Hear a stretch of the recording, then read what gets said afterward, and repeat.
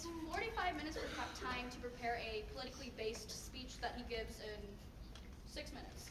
So here he is.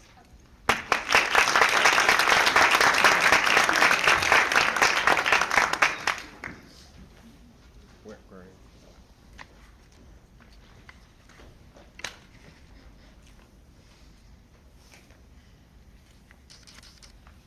On November 9, 1979, the world was almost brought to its knees.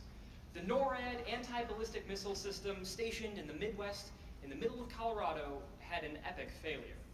Its detection system stated that the Soviet Union had launched every single one of its nuclear-tipped warheads at the United States. This caused immediate panic. The US scrambled to try and reel in the idea that the end of the world was fast approaching.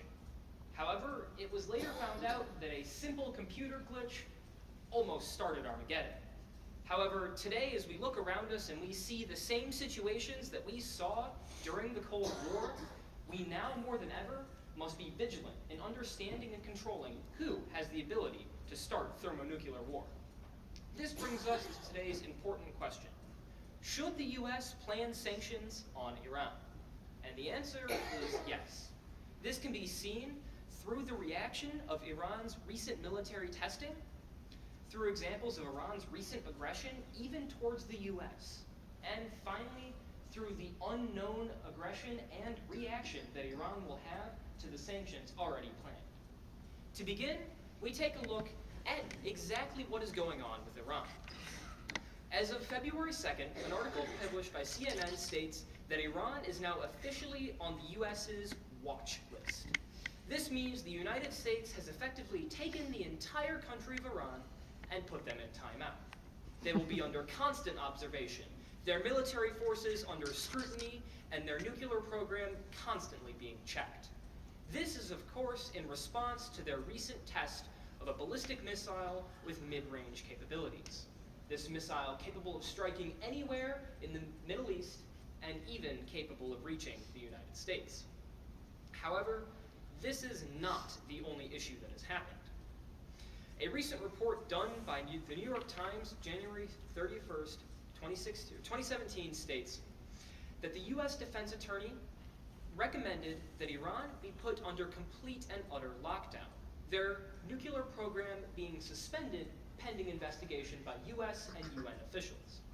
This is to state that they feel that Iran is not to be trusted with their current nuclear program, leading us to believe that in the same case that we saw in the Cold War, can we trust each country that has the gift of nuclear power to not abuse it and begin what could very well be seen as Armageddon? However, this is only the beginning of a much larger iceberg. Much in the way that the Cold War was a very complex machine, the incidents with Iran did not start very recently. In the past years, Iran has showed increasing aggression not towards other countries, but also towards the US. A CNN article published February 2nd, 2017 states that in the past 2 years, the amount of considered dangerous naval events that have happened between the US Navy and the Iranian Navy have increased from 25 to 38. This is a statement that events that could be normally circumvented have happened either way, whether it's disregard of safety regulations such as sailing 2 naval vessels slightly too close together, or turning off transponders to avoid radar detection. These incidents have made it onto the list of aggressive activity reported by Iran. However, this is only the tip of that iceberg on its own. A CNN article published May 16, 2016 states that Iran kidnapped and held 10 US sailors against their will after their naval vessel broke down and drifted into Iranian waters. This scandal sent the US into a minor panic as they struggled to figure out why Iran had taken 10 sailors hostage. Of course, they were released a few days later as Iran claims to be an ally of the US. However, this increase of aggression without any open declarations of anger is very reminiscent of Cold War era. While we may have issues with aggression and topics where Iran is just kind of getting out of hand, we now must come to the unknown quantity that is Iran's reaction to the sanctions already being placed. According to a CNN article released February 2nd, 2017, sanctions are already being planned. This is to say that the United States is already well on its way to reimposing the economic sanctions it lifted in 2015. In 2015, the U.S. helped lift economic sanctions from Iran to increase their economic benefits at the behest of putting their nuclear program under inspection. However, these sanctions are quickly going to come crashing down, and this is proposed to be as soon as tomorrow morning.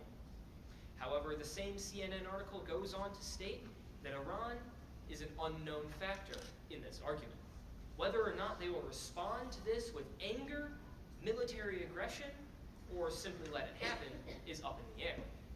And just as the Cold War left everyone in states of panic at all times, countries around the world are scrambling to try and guess what Iran's next move will be. Today, we were asked a very simple question. Should the United States plan more sanctions on the country of Iran? And the answer is yes. The reasoning behind this is complicated in and of itself, but easiest to explain when we address history, specifically the Cold War, and on how a cold November day, 1979, the world was almost brought to its end. However, Iran's recent missile tests have shown that we must be vigilant in paying attention to who has the capability of launching thermonuclear warheads. We've seen this through examples of how the world reacted to Iran's recent missile tests, Iran's recent aggression, even towards the US, its ally. And finally, we saw this through the unknown reaction that Iran may have. Countries around the world are looking at Iran as it's up in the air about this debate. And everyone's hoping that when it comes down, there won't be nuclear fallout to surround it.